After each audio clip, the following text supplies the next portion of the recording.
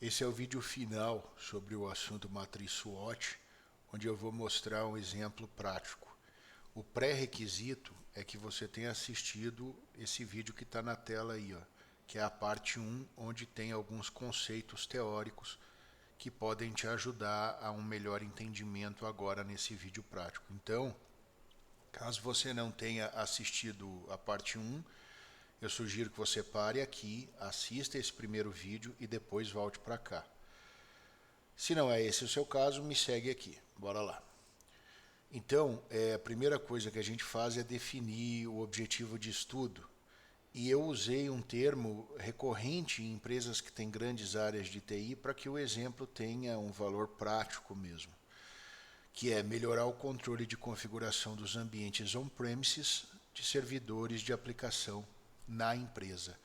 Alguns pontos têm que ser observados nesse momento. Você não pode deixar a ponta solta, você tem que ter um escopo bem definido. O que eu quero dizer com isso? Que eu vou trabalhar na melhoria do controle de configuração dos ambientes on-premises. Então eu estou dizendo que são ambientes locais na empresa. E também que são servidores das aplicações.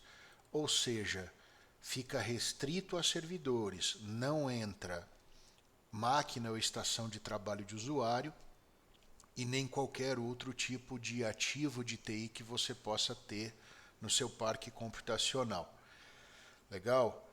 Qual foi a técnica que eu usei para chegar na definição desse objetivo de estudo? Eu usei o 5W2H. É obrigatório? Não é. Mas, como eu acho que é uma técnica bem pertinente, porque se eu ou você ou as nossas equipes tivermos condições de responder com propriedade essas 7 perguntas que essa técnica nos faz, por que nós não vamos usar? Né? Porque se isso aqui for bem respondido, a gente pode chegar sim na definição de um objetivo de estudo bem definido. Beleza, eu não vou falar muito sobre isso porque não é o escopo do vídeo e tem muito material bom aí solto na internet. Definido o objetivo de estudo, nós vamos trabalhar com a montagem da matriz SWOT, identificando as forças, fraquezas, oportunidades e ameaças. Para o exemplo, como forças, entrega inicial do ambiente bem documentada, parte do provisionamento de infraestrutura já é automatizado e toda a equipe conhece bem o processo e o fluxo. Como fraquezas, perda do estado de controle de configuração, retrabalho e morosidade no cadastro ou input de dados de configuração nos controles internos e dificuldade em se manter uma baseline atualizada. Como oportunidades, provisionamento todo automatizado, afinal de contas eu já tenho parte dele automatizado, né? Então é uma boa oportunidade. Configuração versionada para melhor controle e criação de ambientes e disponibilização de ambientes self-service. Olha que bacana. Como ameaças, ambientes e servidores fora do radar dos times de configuração e a possível existência de ambientes não oficiais. Isso aqui, quem trabalha com gestão de TI, especificamente com configuração, vai entender que é um fantasma que nos assombra todos os dias. E se essa ameaça vira uma realidade, isso pode bagunçar muito o seu ambiente, porque aquilo que eu não consigo medir fica muito difícil de eu gerenciar. Então vamos lá. Matriz montada, vamos para a fase 3, que é a criação do plano de ação, onde há o cruzamento dos quadrantes internos e externos. Mas eu não sei o que são esses quadrantes, então para o vídeo aqui, vai lá no vídeo 1, depois volta para cá. O cruzamento de forças, oportunidades e ameaças e fraquezas, oportunidades e ameaças geraram, a título de exemplo, essas 6 possíveis ações, de A a F. Então, A, automatizar completamente o processo de entrega de ambientes, reduzindo o tempo de dias para horas e minutos. B, versionar o controle das configurações em repositório de configuração usando padrão de infraestrutura como código. C, criar um menu self-service de ambientes. D, integrar ferramentas e repositórios de configuração, eliminando atualizações manuais, porque é moroso, né? Lembra que eu falei no slide anterior? normatizar a atualização do processo apresentando novo fluxo e evidenciando papéis e responsabilidades. Isso aqui pode ser entendido como uma tentativa de mitigar aquela questão das ameaças, né? O ambiente lá, o shadow, o ambiente não oficial, enfim. E F, implementar a dockerização automatizada para a criação de servidores e ambientes. Essas ações podem ou não virar metas. A gente vai começar a entender isso a partir de agora.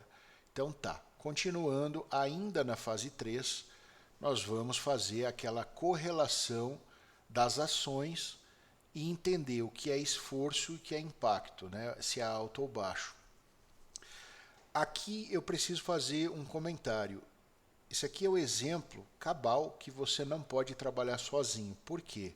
Quem tem mais condições de dizer se o esforço é alto ou baixo do que as equipes técnicas e os especialistas que conhecem o processo tecnicamente, né? Então, por isso que precisa trabalhar com eles. Quem consegue dizer se o impacto é alto ou baixo melhor do que o seu próprio cliente, ou melhor do que o corpo gerencial que você está trabalhando e tudo mais, para poder fazer uma análise de quanto é o impacto das ações que você vai priorizar. E aí, uma outra coisa que eu quero dizer é quanto a isso aqui que eu estou selecionando. Isso aqui não está escrito na pedra, eu só usei a título de exemplo prático para vocês entenderem o que é, qual é o critério que eu estou usando para definir se o esforço é alto ou baixo, ou se o impacto é alto ou baixo. Então, esforço baixo pode ser entendido como tudo aquilo que pode ser feito entre 3 e 6 meses e que os recursos estão disponíveis o tempo todo, que são ferramentas e mão de obra, por exemplo. Esforço alto pode ser entendido como tudo aquilo que pode ser feito em 6 meses ou mais. Vejam que existe necessidade de mais tempo aqui. Então, maior esforço, esforço mais alto. Outra coisa é que, nesse caso, os recursos não necessariamente vão estar sempre disponíveis. Por exemplo, você pode ter que contratar uma ferramenta ou uma mão de obra especializada para poder alcançar o objetivo aí. Então, isso caracteriza o esforço alto. O impacto baixo, ele é benéfico e o cliente vê valor, mas você não consegue alcançar nem a metade dos seus clientes, menos de 50% dos clientes internos e diretos. Impacto alto quer dizer que também é benéfico, o cliente também vê valor e você consegue alcançar pelo menos a metade dos seus clientes, ou seja, 50% ou mais de clientes internos, diretos e nesse caso eu coloquei também indiretos, que são pessoas que estão interessadas nessas ações, mas não são seus clientes diretos. Beleza? Então, você pode usar o critério que for razoável para você. Esse aqui é só um exemplo para a gente poder fazer, para a gente poder ter, melhor dizendo, o entendimento do que é esforço alto e baixo, impacto alto e baixo.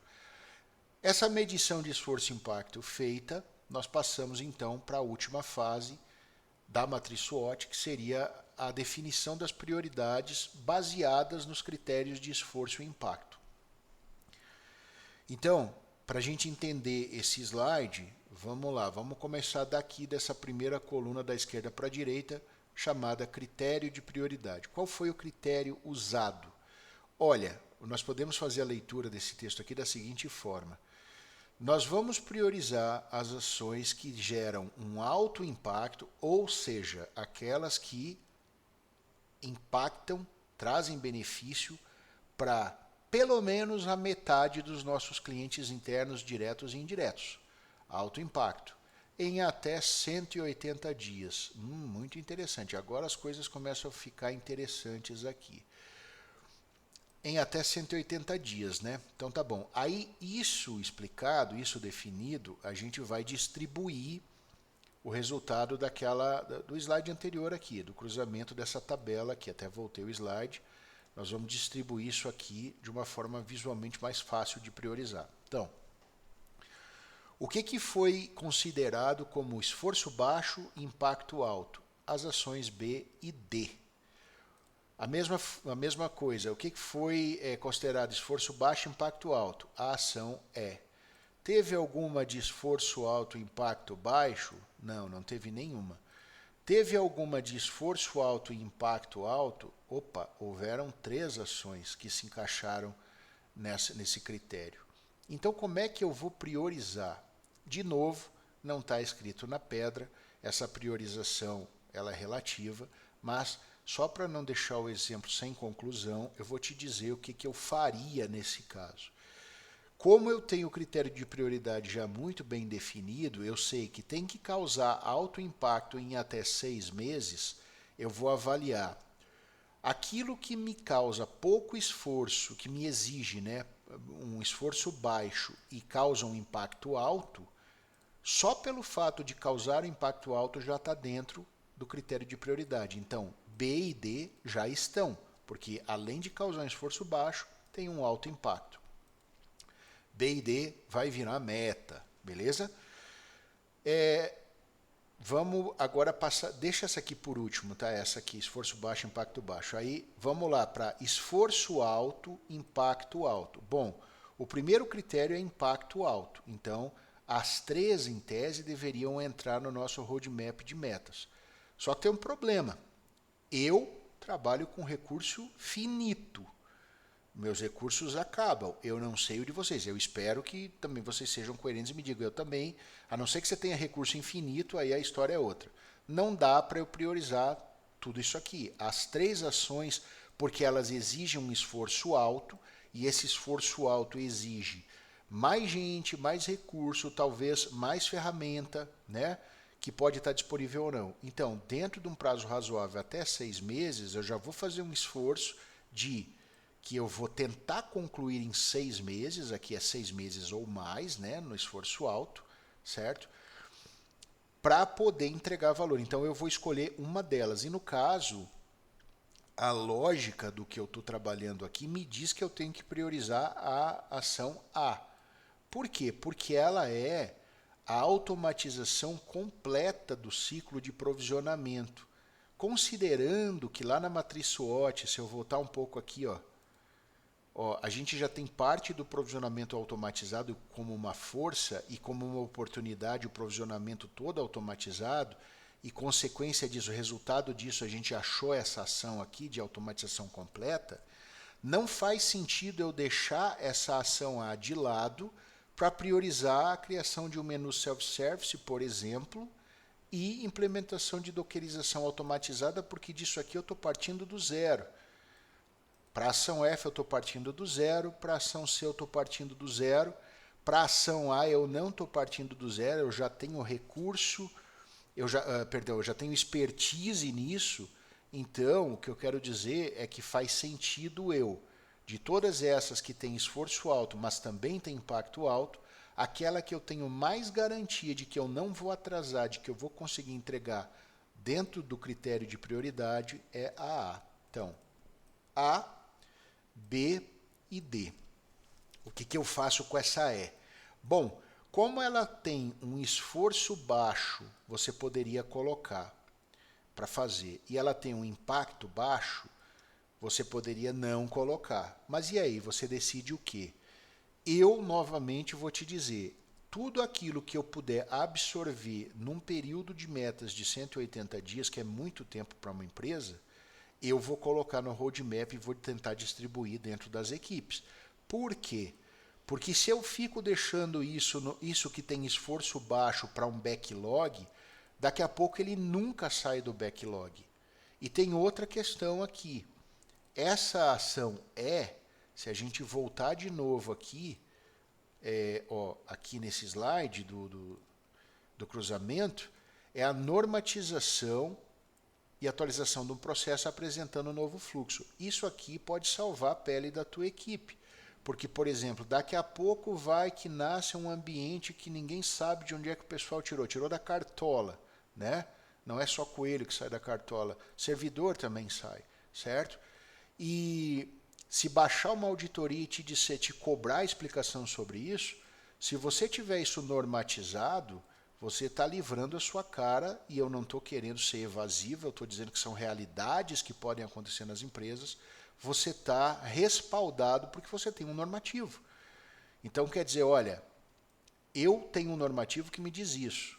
certo? Então estou usando ele e isso não deveria estar acontecendo. Vamos começar uma linha investigativa para ver como isso nasceu e vamos regularizá-lo.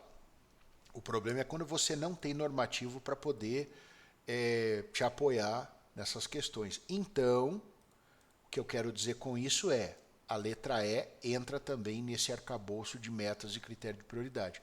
Então a gente sai desse vídeo, desse exemplo, com a ação A virando meta, ação B, ação D e ação E virando meta. A C e a F vão para o nosso backlog, que muito provavelmente vão ser atacadas num próximo semestre ou então no segundo semestre aí do ano, né? Brincando que a gente está em 2023 e que em até 180 dias é esse semestre agora e até o meio do ano.